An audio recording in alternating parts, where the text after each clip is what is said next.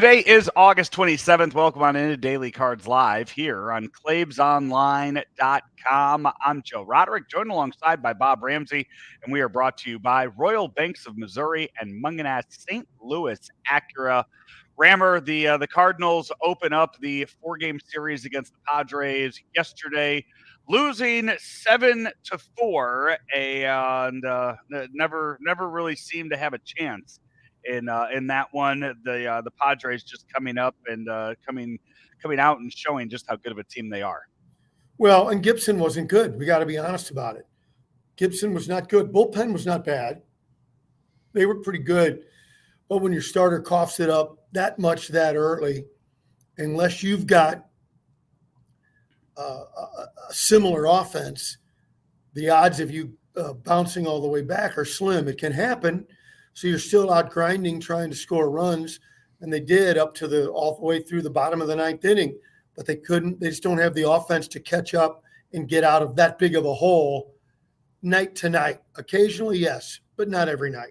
Yeah, we saw the return, and he was called up the other day. We saw Ivan Herrera in the lineup yesterday, and one thing I think that should be noted, I think it was Bernie Miklasz that was writing about this, the way the Cardinal offense stepped up when Wilson Contreras went out earlier this season with a broken forearm, and the fact that it wasn't really because of Wilson Contreras one way or another. It's just everybody kind of stepped up, and you're kind of asking for that again. I mean, Wilson Contreras might not play again this season. If he does, it might be the final week of the season just because he wants to get out there and play.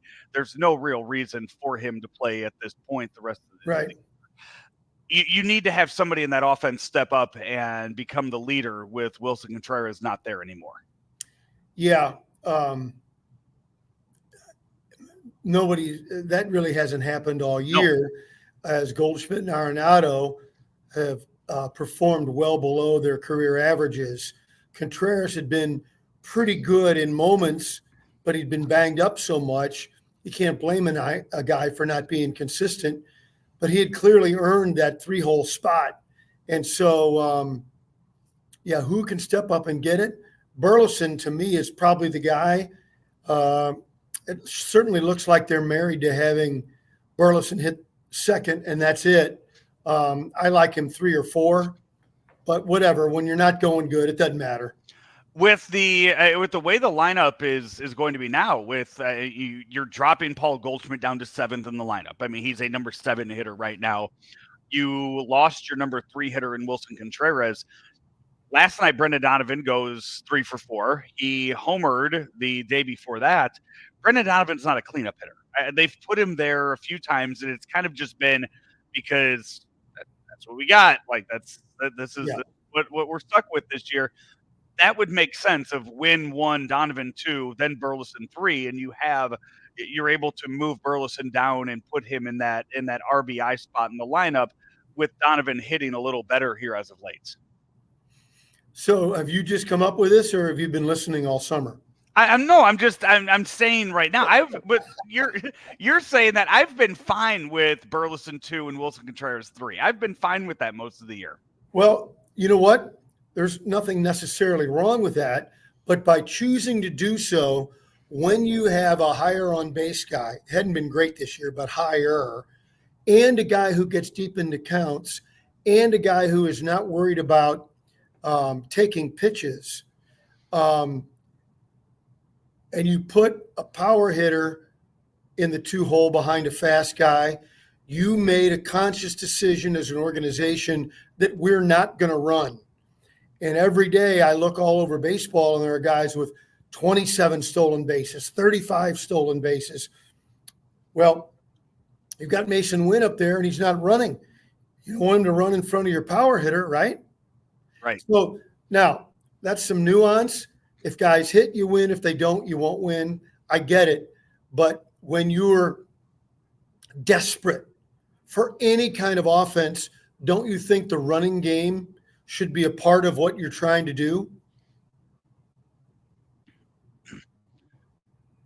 Cardinals look to restart a winning streak tonight as they play the Padres. Game 2 of 4 in this series. No lineup out yet for this one, but we do know that the Padres are throwing one of their aces. They have just a handful. I mean, they have such a good staff that is Yeah. going to be a lot of fun to watch when they make it into the postseason. Dylan Cease on the mound for the Padres tonight, 12-10 on the year with a 3.43 ERA.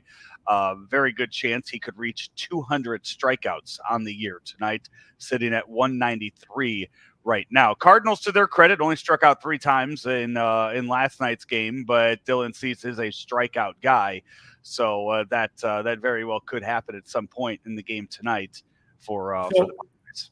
So I've been haranguing all year, more walks, less strikeouts. So you get that last night. I think it was 3-2 strikeout to walk. Anyway, but the middle of your order didn't produce. And guys in the middle, the run production spots wore the collar. So you tip your cap to San Diego pitching in that regard. The last night, I don't know if you caught this during the broadcast last night, or if you saw this on social media, Rammer, but it's been making the rounds. Padres broadcasters Don Orsillo and Mark Grant talked about Busch Stadium last night. Longtime broadcasters of the San Diego Padres have been there for all different types of home series for the series for the Cardinals Padres matchup. In all different times of years, times of the season, talking about the fact that the attendance last night was shocking, not the Busch Stadium they're used to, saying usually it's packed and not used to seeing this ever. This has been a huge talking point over the last week now of the season, more so than any point of the year, with the Cardinals' attendance numbers dropping to under 30,000 a game. I think I saw somewhere earlier today saying that the Cardinals are averaging 4,500 less fans a game this year than they were last year. Attendance is really becoming quite an issue and quite a talking point for Cardinal fans.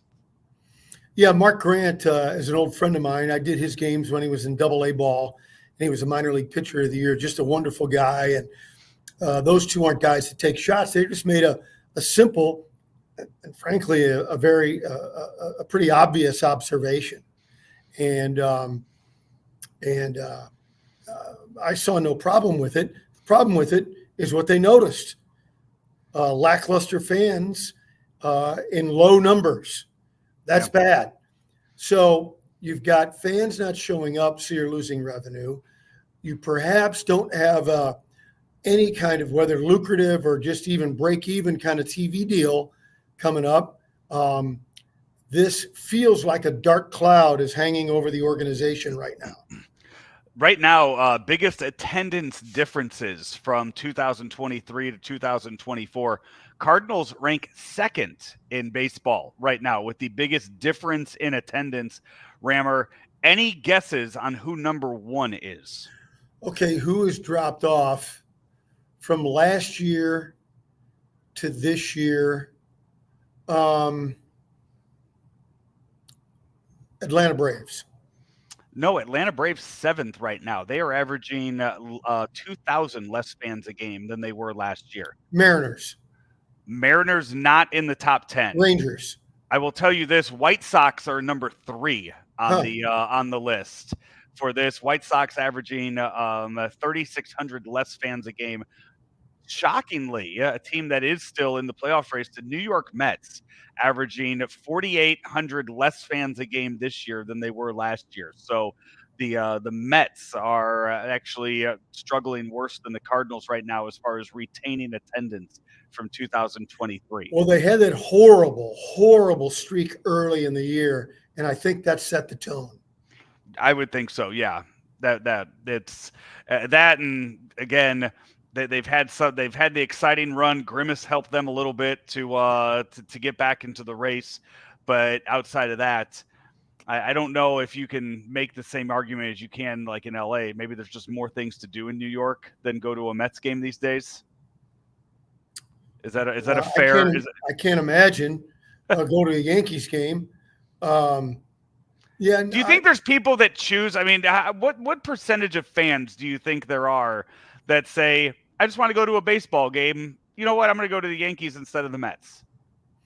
Those are probably pretty normal people, so it's probably a very low percentage. That was a joke. That was a laugh line right there. Yeah, I don't know. What do you think? I mean, I know as a baseball fan, I would do something like that. Like if I lived in Chicago, I would go Cubs, White Sox games just based on who they were playing that week. Like I would go. What if the Browns were still here? It'd be awesome. You'd go whenever you could go. Exactly. You would just pick and choose as far as like, I'm already looking 2 weeks from now up in Chicago. The Yankees are going to Wrigley, and I plan on trying to go to one of those games that during that to see absolutely Aaron Judge hit a baseball this year. So, but still a little shocking how much their attendance has dropped this year, and comparing that to what the Cardinals have done for this season. It's going to be a hot one tonight. Before you get there, if the Mets can get on a hot streak, the Cardinals will be number one in that category. I would think so. Yeah, if they start selling out Citi Field, it'll the tide will change here pretty quick. That's going to do it for our show today. I thought I could stall long enough and get us to some lineups for tonight, but that is just not the case. Dylan Cease versus Miles Michaelis, 6:45 start time there. Rammer, I am going down to the game tonight. I am my kid is a big Padres fan.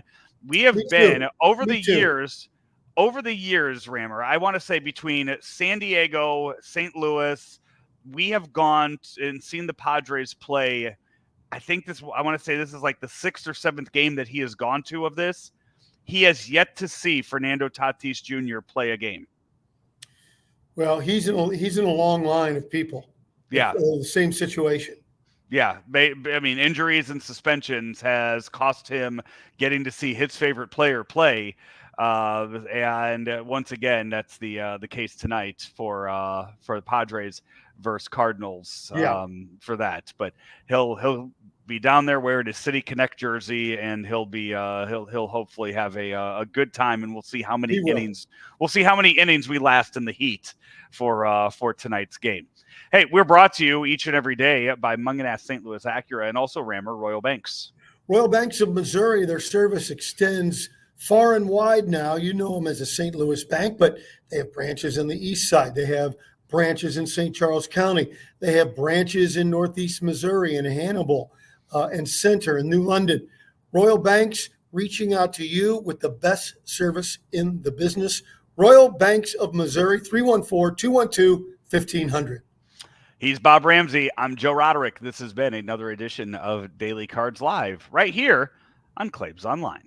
Munganast St. Louis Acura is making room for the 2025 MDX, so that means great deals for you on the 2024 MDX. We have over 100 2024 MDX models in stock, and you get financing as low as 3.9% for up to 60 months. Or you can lease a new MDX for just $559 per month for 36 months. Or get the MDX technology model for just $589 per month for 36 months. Munganast St. Louis Acura, better than ever for you.